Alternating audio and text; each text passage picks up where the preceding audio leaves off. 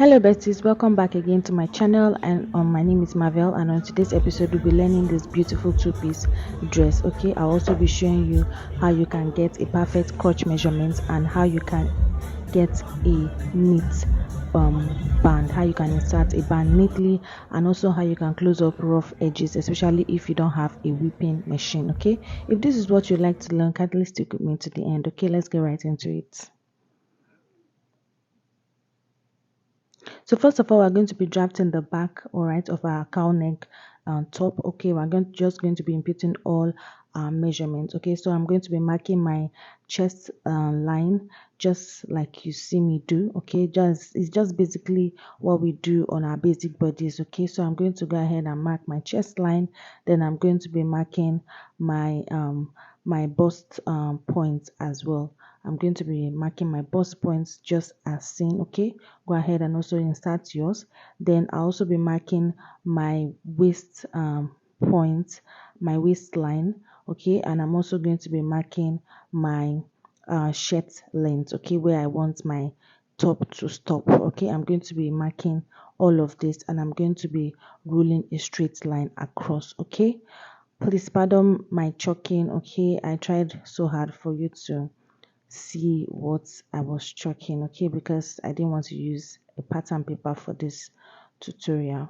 Okay, so just go ahead and draw your lines across. Okay, I have a detailed video on basic bodies block. You can go ahead and watch it, but if you've been with me on this channel, you will understand what I am doing. Okay, and if you don't, just go ahead and watch my video on basic bodies block. Okay, I'll put the link on the description box. Okay, so I've gone ahead to mark out all my lines just like you see, my chest line, my bust point, my waistline, and my shirt length. So I'm going to be imputing my neck measurement. Okay, I'm also going to be doing that on my chest line, so it will enable me to connect it straight up with a straight line. Okay, so now I'm going to be getting the midpoint to get my armhole. I'm going to be marking it like so, and I'm also going to be connecting it. Okay,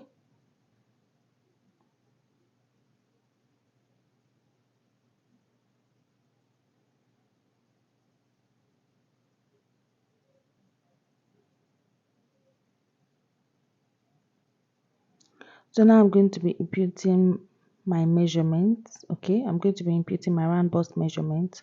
That way I will go ahead and connect it to get my shoulder slope. I'm also going to be adding 1 inch extra ease allowance because this is a free top, and I'm going to be adding 1.5 inch for sewing stitching allowance. Okay, so I'm going to go ahead and connect it with a slanted slope, and I'll connect it straight down as seen. I'm going to go ahead and mark my waist measurement and add my 2.5 inches, okay, that I added at the top. Don't forget 1 inches for ease and 1.5 inches for sewing allowance. Okay, I'll go ahead and mark my hip measurement at my shirt length because my shirt is going to be stopping at my hip points. Then I'm going to be connecting all the lines like so, just as seen. Okay, so that's basically all for this part. I'm also going to be imputing my neck measurement of 3 inches, 3 points.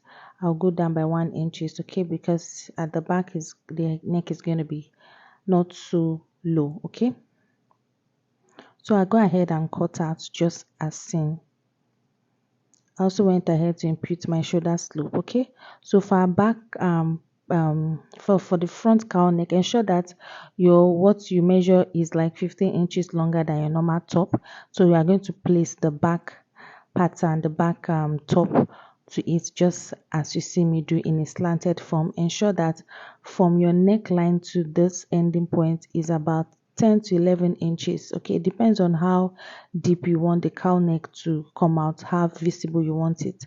All right, so for me, I'm going to be ensuring that at least 11 inches all the way, all right, from my neck to that point, the starting point at the center front. Then you connect it all the way down if this is how you want it. But for me, I don't want to cut a lining for this, so instead I want to also cut out the cowl neck along with the lining. So I'm going to be going up just like you see me do. Okay, that's why I said ensure that your front pattern is at least 15 inches longer. Okay, so just go ahead and cut out just as seen. Okay, cut it up so that this upper part will not serve as our lining. I won't have to now cut out lining piece. Okay, you can just go ahead and use whipping machine to close it up. So this is how it should come out looking like. Okay, so before we draft our trouser part, I'll be showing you how you can measure your crotch. You can just get a flat surface and sit on and measure, tie something on your waist and measure from that point to where you want to that sit, okay, and get it. Or you can as well measure this way and divide it by 2, or you can go with your round hip measurements or whatever you get, you add 2 inches to it. Okay, I hope you understood that.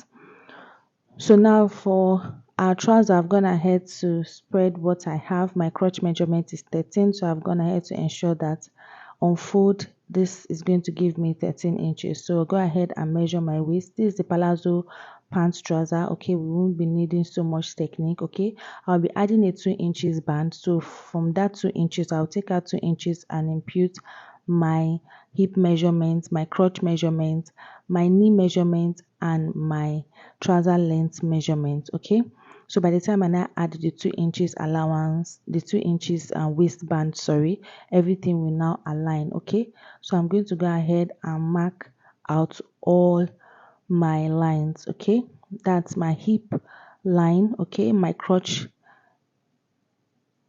line, just as so. Don't forget that when measuring I took out 2 inches. So for instance, 2 inches, I ensure that the 2 inches is on top of my starting line before I imputed my 10 inches and my 13 inches crotch depth. Okay, so go ahead and mark all your lines just as shown. Okay, so this is my starting line, my hip line, my crotch line, my knee line, and my trouser length. Okay, so at my crotch depth, I'm going to be measuring my 13 inches, and my hip line, I'll be measuring my hip circumference divided by 4. Then I'm going to connect it just like you see me do. So I'm just ensuring that my markings are accurate. Okay, so I'm going to connect the straight line to the top part. All right, then I'll give it a slanted curve at my crotch depth. Okay, don't forget at my starting point I went ahead to impute my waist measurements. Okay, because of the band I will be fixing on it. So from that point as well, I'll also go ahead and mark it again all the way to this point, the ending point, just to get a little bit of curve for the hip. You know, the hip is not so straight, so it's curvy, so I'm just going to be curving it all the way down. Then I'm going to measure what I have at my crotch extension. Then I'm going to also mark it. Okay, so I'll mark it and ensure that I get the midpoint and impute it on my knee measurement. Then my round thigh measurement, I'll divide it by 2 and I will impute it on both sides, this to ensure that my palazzo comes out straight. Okay, so just impute it all the way to the down part as well. For instance, if my thigh is 10 inches, so I'll be marking 5 inches on both sides of my thigh, so 5 inches on this side, just to evenly distribute the measurement. Okay, so from that point I'm just going to be slanting it straight down, just giving it a straight line all the way down. That's basically it for our front part of the trouser. Okay, so I'm going to go ahead and cut out, all right, just as seen. So this is basically just a palazzo pants. There's no much technique to it. Okay, so just go ahead and cut out. Okay, so we are going to now be placing this front part of the trouser. We're going to place it to get our back trouser. Okay, so I've gone ahead, I'm going to place it. Ensure that at the beginning part, the upper part, you have like 1 inches extra. At the crotch depth you have like 2 inches. Then at the other end you have like 1 inches. Okay, Don't forget, I forgot to mention that I'll be adding a zip to this.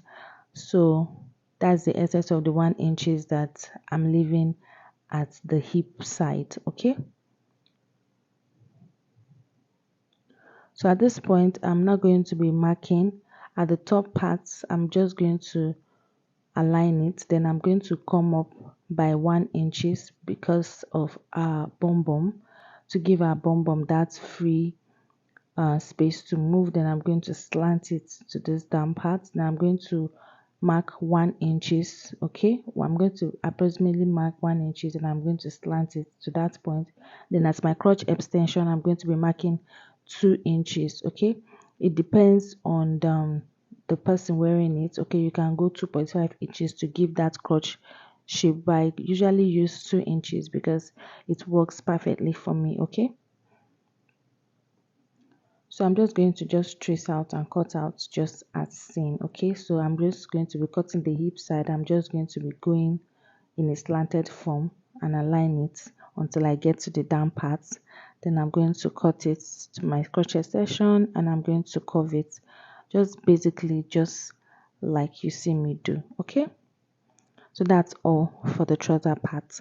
Then for the sleeve, I've gone ahead to fold 2 pieces and I'm going to be measuring my round sleeve. Okay, this is a free sleeve, it's not so tight, so I'm going to go down by 3 inches and I'm going to get my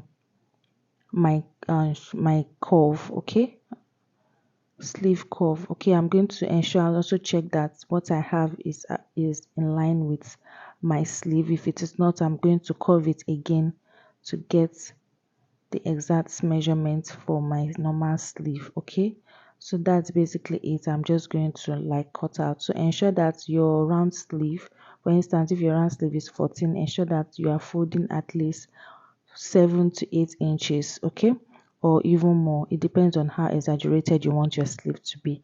All right, so I also went ahead to add 2 inches for the hemming where I will also be fixing my elastic. Okay, that's all for this part.